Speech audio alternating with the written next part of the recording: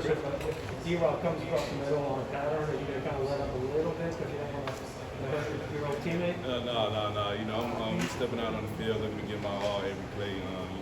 D-Rob, you know, he used to be on our team.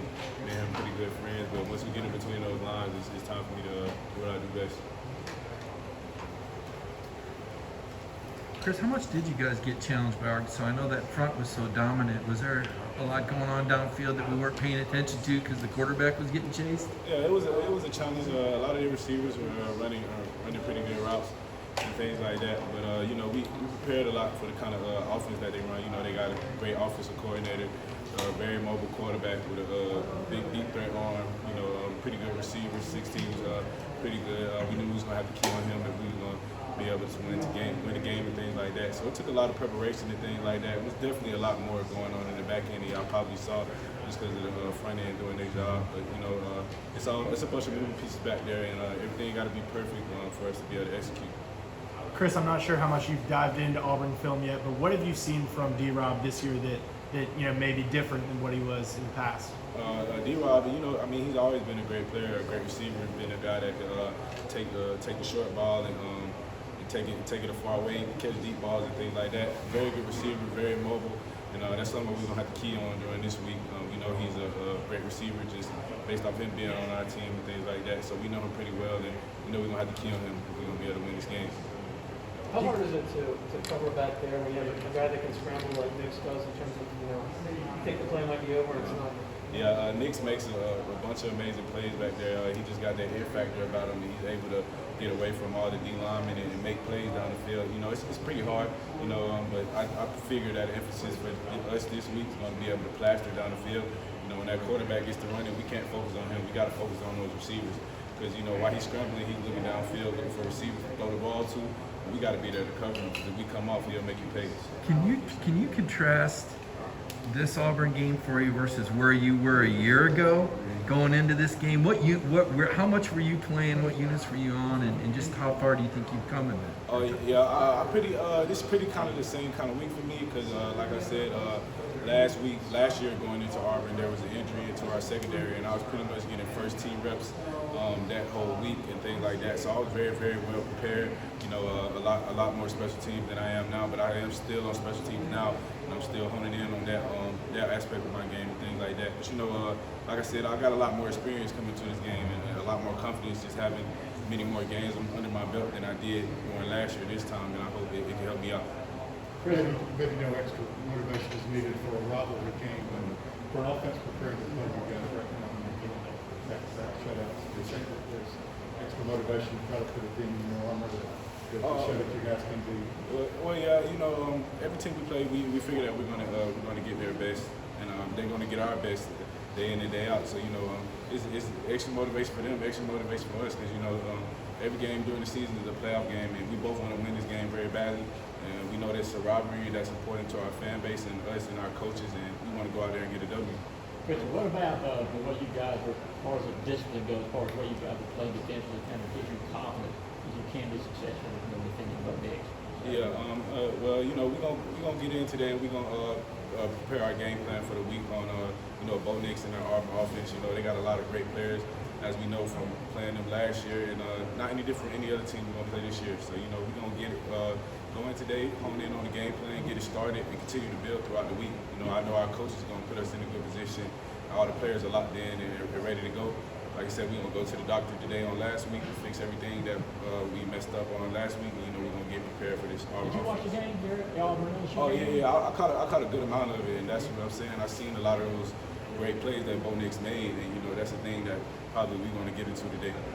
Question for you, coach baseball, different sport, but when we're playing a team we're beating, we almost kind of go, hey, what do you need to work on to get better? Don't just be happy with winning and not get better. You guys go through that. You guys, sizable league. What are you working on the rest of the game to get better for? That's pretty much our whole memo. That's like all we go through. I mean, even during the game, you know, our coaches, we didn't have any turnovers this game. So all the way up to the very end, we kept talking to the defensive players. Coaches put it in our hand that, hey, we need to get a turnover today. We're trying our best to be elite at every game, And, you know, we we weren't able to do that. And, you know, that's just how the game went. But, you know, we always focus on improvement. You know, that's just like our whole mantra, you know. And that's how we're able to do the things that we do. Chris, it was Auburn last year that Richard got tossed for ejected for targeting, right? Yeah. How much do you think that experience plus what you gained late in the season with him out, has kind of helped you, jumpstart into this year? Yeah, I mean, it was very, very important, you know, and I never realized the importance of getting experience in games till I was actually into one. And, you know, growing throughout those 5 games that I got last year really, really helped me for this season. I appreciate it for it.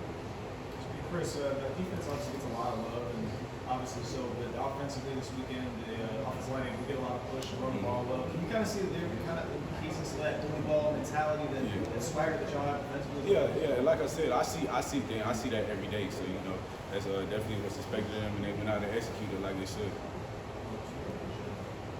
Chris, what's Dan Jackson like in the DB room? Like, what's he like playing with him? Dan is like one of the most humble guys I ever met, and you know he goes out there and he works hard every day. You know he doesn't take a day off, and that's something that I really respect about Dan. He hones in on his craft, or on and off the field. He's a very great guy, amazing person, and we became great friends very quick. You know he's gelled very well with us. How much more prepared would you say you were, I guess going back to that whole contrast of a year ago, right? Physically now versus then, and also just from an experience standpoint now versus then? Yeah, like I said, I think the most important thing was my experience. Of course, you know, you're gonna get better physically every year, but that experience was the most important thing for me. You know, I didn't really have that last year in the Auburn game, so that's really gonna come in clutch for me this year. You know, my communication skills are a lot better this year, and that's gonna help us out a lot. I guess physically, I want to get back. I think you answered it in the spring, but how much weight did you put on? You just look a lot bigger in the upper body, it seems like. Yeah. I put on about 10 pounds. I'm fluctuating around there right now.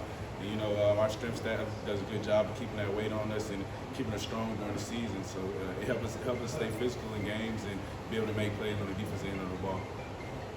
Chris, how's kind of playing with Payne Walker? I'll comment off that Dan Jackson comment. Yeah. Well, Payne is, you know, he's also one of those very humble guys. He gives me a lot of trouble on punt return in practice. You know, I'm trying to hone in on the dog position and things like that. And the Payne's give me a great look. So during the game, I'm well prepared. Chris, just following up on Dan Jackson, I think Curry said he went 12 to 6 on the depth chart. Is also just following back to that. Yeah. How have you seen him, I guess, seize that opportunity, for lack of a better word, kind of work his way into the rotation? Yeah, like I said, man, you know, Dan's a very humble guy. He's a very, very hard worker. And everything that he's done to be able to put himself in this position, I'm very, very proud of him. He's only going to continue to go up. You know, Dan's a great player, and he's going to be a great player for this university for a long time. What is your favorite, Dan Jackson story from practice? I need to think of one. I mean, it's plenty of stories, but you know, just all the great plays that he makes in practice that you guys don't see. You know, obviously y'all were able to see him get a block punt in the game today, but you know, I seen Dan, and I'm right behind him on punt block return. I seen him do that 50 times throughout the week. You know, work that thing, and you know, it's great to see him his work pay off. You know, and it's going to continue to pay off because you know he's so humble, he's a hard-working guy. Just talking about that punt block, sort of take me through the X's and O's of that play. How did that work, and was it, I guess, specifically drawn up for Dan to be the guy that Yeah, well, it was specifically drawn up for our position, and you know, it's just a certain way that our special team coordinators drew it up. They felt like the blitz could work throughout the week. And, you know, we have been working this since Monday, and it came through in the clutch. It worked pretty well, and you know, I seen those guys do that constantly. Like I said, I seen it happen about probably 50 times before we were able to do it. And just see them go out there and execute it was amazing. And then once I figured out it was Dan, like I just went even more crazy. I was gonna say, so it was specifically designed for Dan to be the guy that broke through. Yeah. Because you know, he comes second level blitzer and things like that. You know, it was specifically designed for him to make the play, and he did. Did you come up on Bigsby at all last year, and what makes him different as a running back? I know you play a lot of great backs every week, but the Tank looks like a guy that could be special, maybe. Yeah. He's a very special player. I know he put my high school out, Hatefield Charter, the year after I left out of the playoffs, basically by himself. You know, he does a very good job running the ball and things like that. I think I had probably one tackle on him last year, things like that. But I didn't really get to see him too much. But like I said, we all know he's a great player. He can run the ball very good, very special player, and he's another one of those guys that we're going to have to hone in on if we want to win this game. Chris, I feel like every Monday we've kind of heard this theme of going to the doctor. You know, where did that come from? Who kind of came up with that idea? Yeah, well, I hear it most. I mean, I'm not sure who it specifically came from, but I hear it most from Coach Lanning. You know, every Monday, like you said, he say, "What we gonna do?" Everybody say, "You know, we gonna go to the doctor." And it's all about fixing the things, like I said, that y'all don't see. You know, y'all see the guts and the glory on Saturday and things like that. But it's many things that we mess up on, and you know, we focusing on proving that, and that's the only way that we continue to stay good and I'm gonna go where we're gonna go if we want to throughout the season. Yeah. Chris, Kirby was talking downstairs about the defense maybe not having a superstar.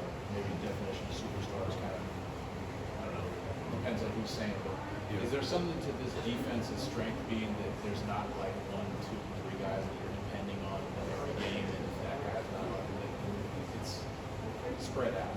Yeah, well, you know, like I said, like everybody is committed to doing their job. You know, one of the things for this week during Arkansas was role commitment. You know, the way our defense work, everybody has to be in the right place at the right time for us to be able to make plays.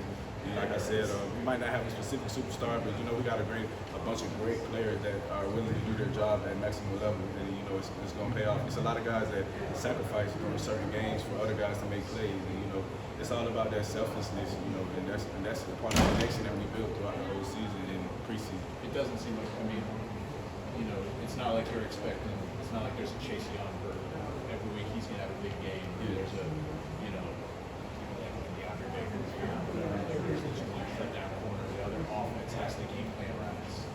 Yeah, so, yeah, and I think that's just a testament to all the work that we put in throughout the season. And, you know, and those 4 pillars that we created during the offseason, you know, it's part of our connection and things like that. And we took a long time building that, and it's paying off. Okay, that's all the time we have, Chris, for today. Thanks, y'all.